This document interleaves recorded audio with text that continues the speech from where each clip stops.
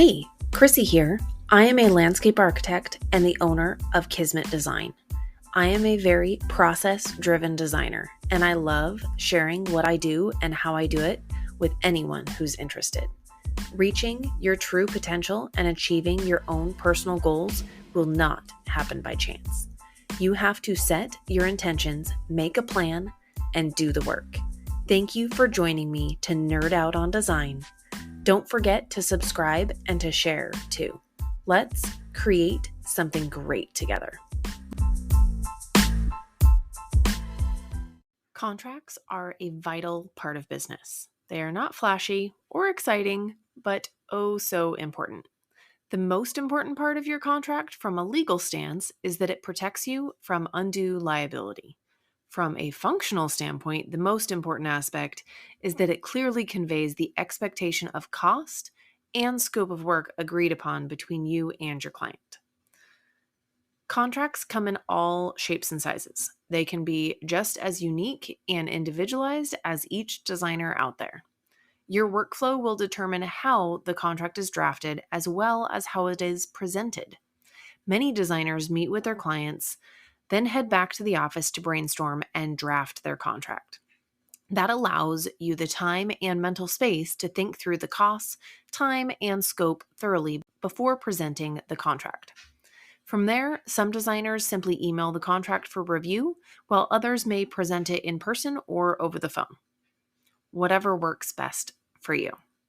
Personally, I present my contracts a little bit differently. I prepare and present my contract at the initial consultation meeting. This saves me time and an extra trip to the job site.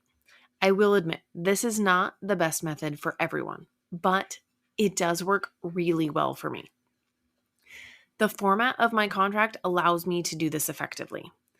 I also print my contracts on triplicate paper. That way I can fill it out right in front of the client, and I have a copy and they have a copy. To do this, I do some prep work ahead of time so that I have a rough range expectation of the design cost prior to meeting. Before meeting with the client, I review their questionnaire as well as any site documents they have provided or I have gathered. Old real estate photos are a great resource as well, if they're available. Then I tally up the hours that I expect a project like what I'm expecting based on that information would take. I have a template that I have printed in each new client folder to tally those hours. That template lists out the stages of the design from initial meeting, property research, site measurements, each meeting, each design stage, document preparation, etc. I take that tally and multiply it by my hourly rate and write down on that sheet an over and an under with a few more and a few less hours to give me an expected range of what I think the design fee should be. Then, when I meet with the client, all I have to do is mentally say either yes, this fits what I expected, or no, it is either a little bit simpler or a little bit more complicated, and then I adjust that number appropriately. My contract contains checkboxes for scope elements that I walk through with the client to make sure that we are all on the same page. The majority of my clients are ready and prepared to sign that contract at the consultation meeting, and then I can stay and take measurements afterwards. Again, this is a prep ahead of time. I let them know that they will receive the contract at that meeting, so they're prepared to review and make a decision. And then I also let them know that if they're ready to move forward at that meeting once I've presented the contract, that ideally I plan to stay that same day and take site measurements. That way they're not blindsided with feeling pressured into making a decision. They already know up front that the decision is expected to be made at that meeting. I don't force people to, but I would say 99% of the time, that's when they make the decision. This streamlines the efficiency of my initial client meetings. With the proper prep, I'm completely comfortable thinking on my feet and providing the design fee and contract in the meeting. But for others, this might not work. The biggest thing that makes me comfortable in doing so is the initial prep work in reviewing the client questionnaire so I know what elements are included. I know if they have tricky situations with grades or needing retaining walls, or if there's potential permit issues that might come up. And I also have the ability to do that quick checklist of how many hours I expect it to take. That way, when I get to that client meeting, I don't have to tally all of those hours and do the math in my head. I've already done the math and I just have to do a quick gut check of if it fits what I expected or not. But some designers do need a little bit more time and space to think it through before feeling comfortable providing a scope and a fee. So do what feels best. So now that we've talked about the timing of presenting the contract, what about what goes into the contract? How you bill and your workflow will dictate some of this. A flat fee contract and an hourly rate contract will look pretty different, most likely.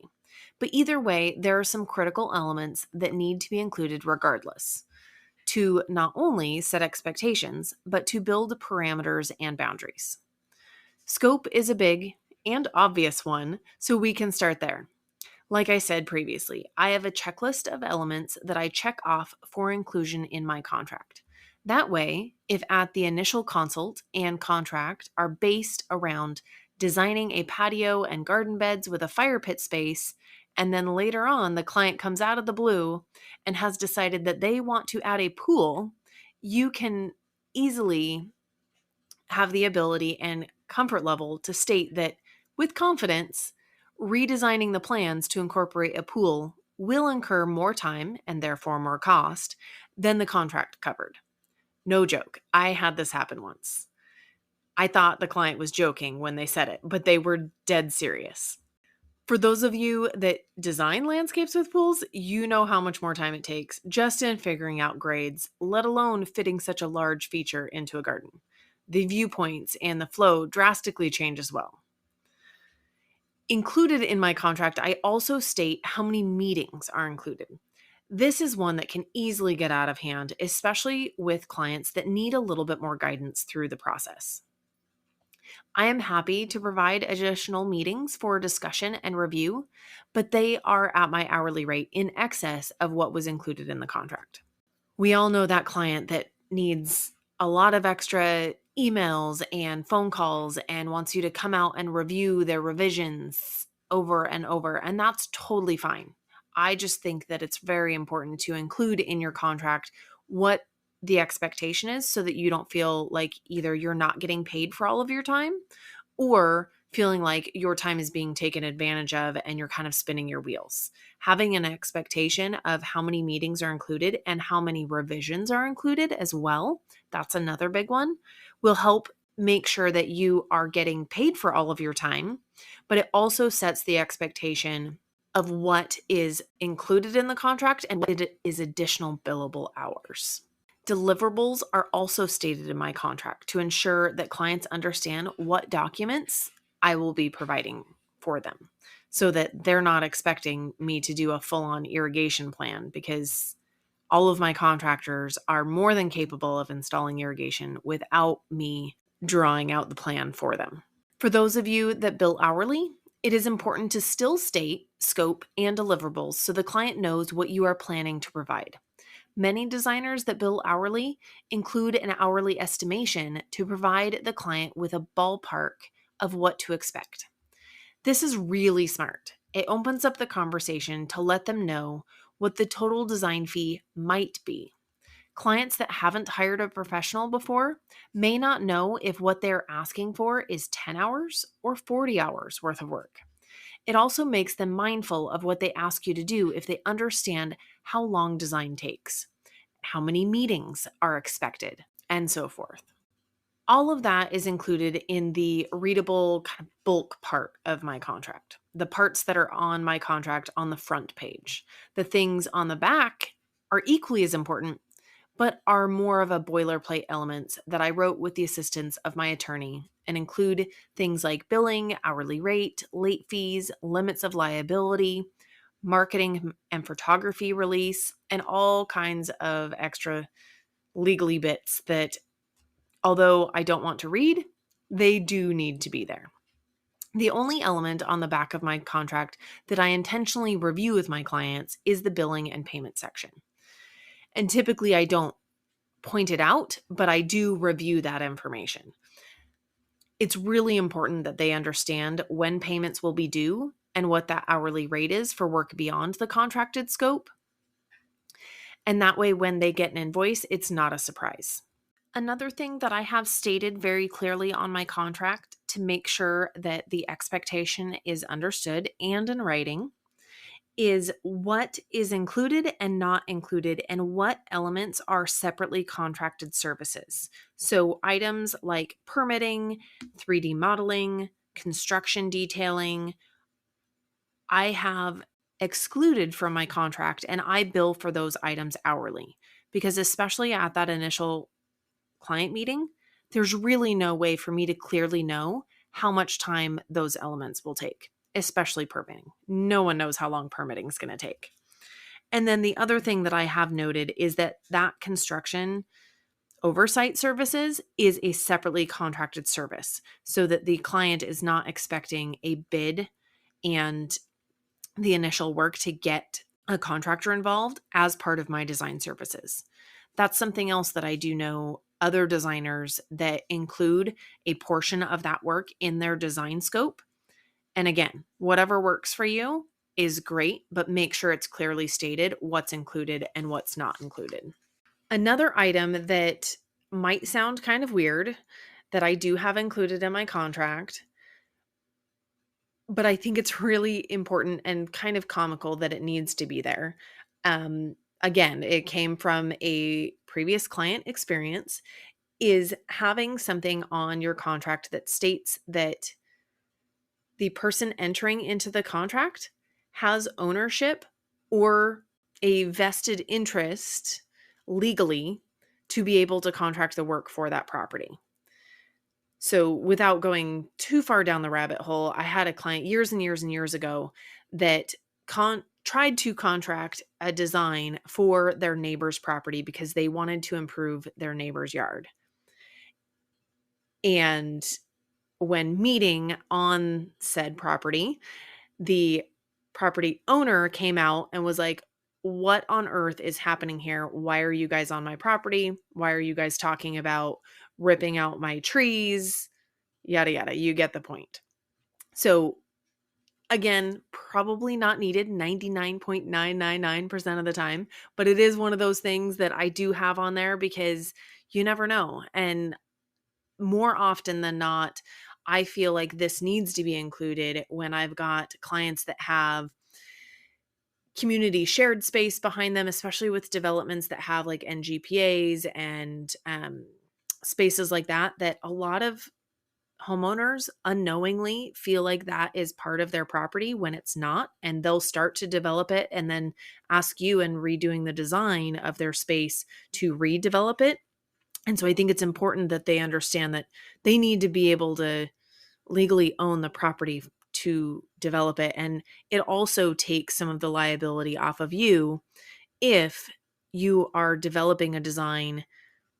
You've got that recourse to say the client said that they own this property and they stated by contract that they can develop this property, just in case. There are quite a few elements of my contract that I have repeated in my general notes section on my plans as well. Some of those items are things like limitation of accuracy, basically stating that I am not conducting a full site survey or a legal survey if I'm the one taking measurements. And things like unknown conditions, because you never know what's buried. I don't have x-ray vision and neither do you. So making sure that there's something stating that you are doing your best due diligence to ensure that you're doing the research and checking all the check boxes to make sure that you know as much as you can for what might be lurking underneath the ground or hidden when it comes to utilities. Things like septic systems are big, especially in a lot of areas that I work in.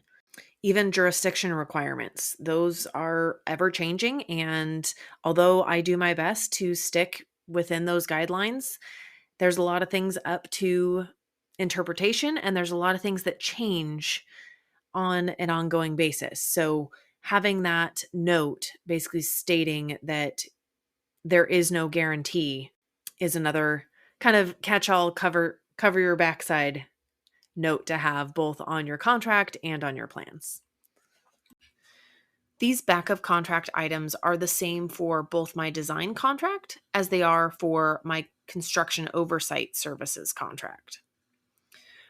Although when you start out and establish a contract, you are getting the bulk of the work done, keep in mind that it is your services and workflow change. You may need to tweak your contract over time. Every few years, you will likely revisit your hourly rate and make adjustments as needed, but you should also review your contract and make sure it still fits and that it feels comprehensive and complete for the work that you are currently providing. Overall, I think there's a lot that as a designer you can do to really construct a very thorough and robust contract, but I strongly advise having an attorney at least look through and make sure that you've hit all the markers that they think, and having them really look at the wording and verbiage that you're using, because that is a really important thing that unless you have a law degree, there's so many intricacies there that I wouldn't even begin to know. So making sure that you do the due diligence, have fellow colleagues review your contracts is a great resource, but overall, having an attorney review it is the most important step to make when you're establishing your contract. I'd love for you to reach out and let me know how you constructed your contract and what works best.